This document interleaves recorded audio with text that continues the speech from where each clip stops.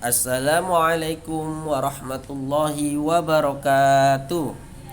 Apa kabarnya anak-anak hari ini? Alhamdulillah, tambah semangat. Allahu Akbar. Semangat. Yes. Iya. Baik.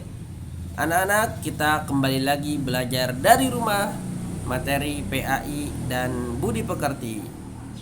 Kelas 3. Iya, anak-anak kelas 3 sudah pada sarapan belum? Sudah makan ya? Ya, sudah sarapan ya. Biar kita badannya sehat dan kuat dan mengikuti pelajaran tidak ngantuk. Iya. Baik anak-anak, kita akan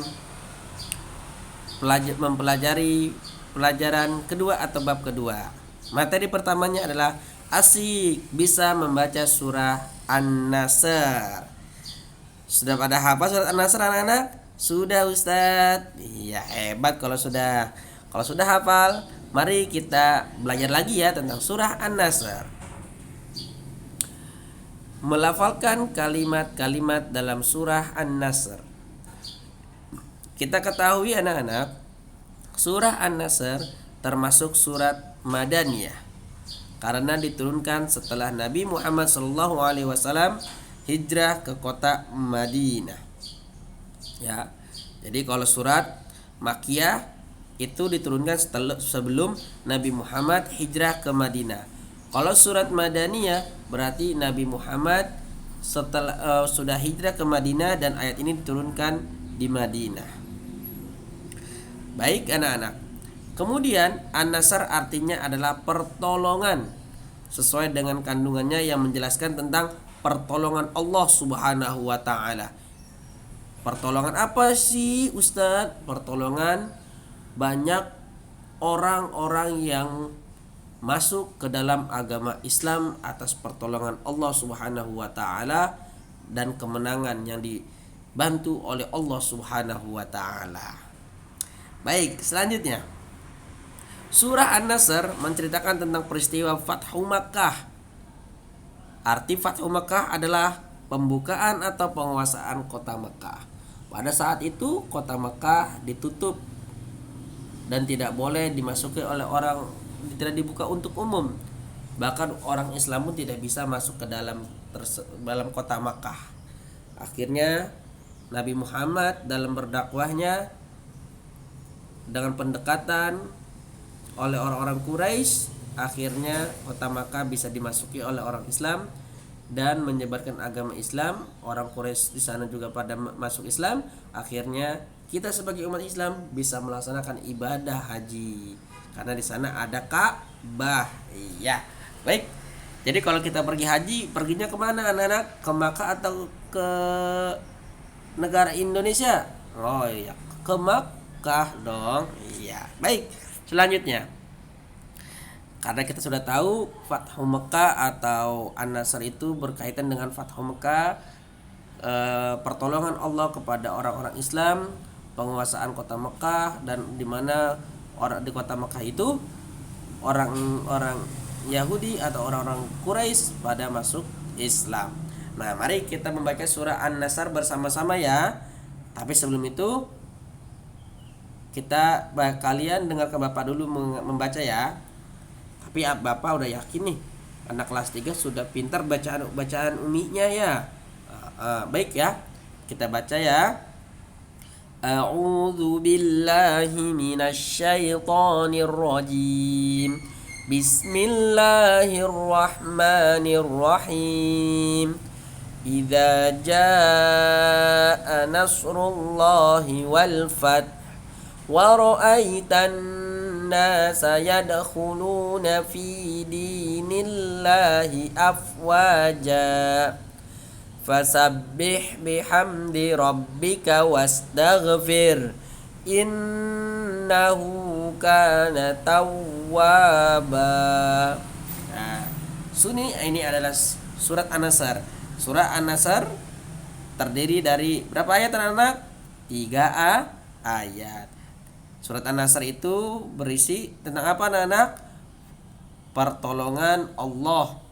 Di sana ada kisah tentang Fathu Makkah. Baik anak-anak.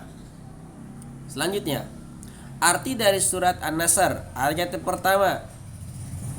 Tak lupa kita selalu mengucapkan basmalah dengan menyebut nama Allah yang Maha Pemurah lagi Maha Penyayang.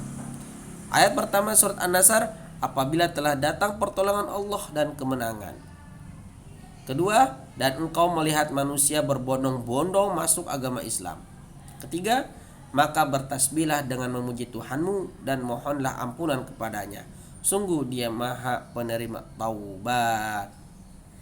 Nah, anak-anak, kalau kita mempunyai kesalahan, mempunyai dosa kepada saudara kita, kedua orang tua kita, janganlah berkesedih hati dan teruslah berdoa karena Allah menerima tobat kita. Dan jangan lupa selalu minta maaf kepada orang yang telah kita usilin, yang kita kita lakukan suatu perbuatan yang tidak baik kepadanya, ya. Jadi kita harus meminta maaf, jangan tidak meminta maaf, ya anak-anak.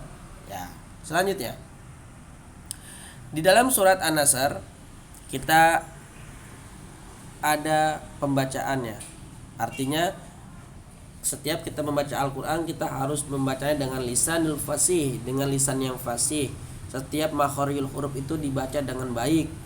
Jangan kita membacanya tidak sesuai dengan makharijul huruf, ya anak-anak. Nah, sebelum kita membaca surat An-Nasr tadi, ada materi tentang tajwid, yaitu huruf qalqalah. Bacaan qalqalah ini adalah bacaan yang dipantulkan, bunyinya seperti memantul. Huruf qalqalah itu ada 5. Ada ba, jim, dal, po, dan qaf. Nah, ketika huruf-huruf qalqalah yang 5 tadi yang Bapak sebutkan memakai harokat sukun, maka cara membacanya dipantulkan. Contohnya di sini dalam surat An-Nasr ayat ke-2. Wa ra'aitan nasa yadkhuluna fi dinillahi afwaja. Contoh qalqalah di ayat ini yang bergaris bawah. Yadkhuluna, memantulkan anak-anak. Yadkhuluna, karena huruf dal memakai harokat sukun. Baik anak-anak, sudah paham sampai sini? Sudah ya? Oke. Baik anak-anak, itulah materi pertama kita tentang asiknya membaca surat An-Nasr. Surat An-Nasr diturunkan di kota Madinah karena Nabi Muhammad sudah hijrah ke Madinah. Nah, surat An-Nasr terdiri dari 3 ayat. Kemudian surat An-Nasr terletak di juz berapa anak-anak? 28, 29, 30. 30 Ustaz. Iya, betul 30. Hebat anak-anak kelas 3. Baik anak-anak, mungkin sampai di situ saja pelajaran kita pada hari ini. Semoga bermanfaat dan jangan lupa untuk selalu membaca buku materi PAI dan Budi Pekerti. Karena setelah ini Bapak akan memberikan tugas latihan sebanyak 10 soal untuk kita membiasakan berlatih berlatih materi PAI kita agar kita paham dan tahu tentang surah An-Nasr. Baik anak-anak, assalamualaikum warahmatullahi wabarakatuh.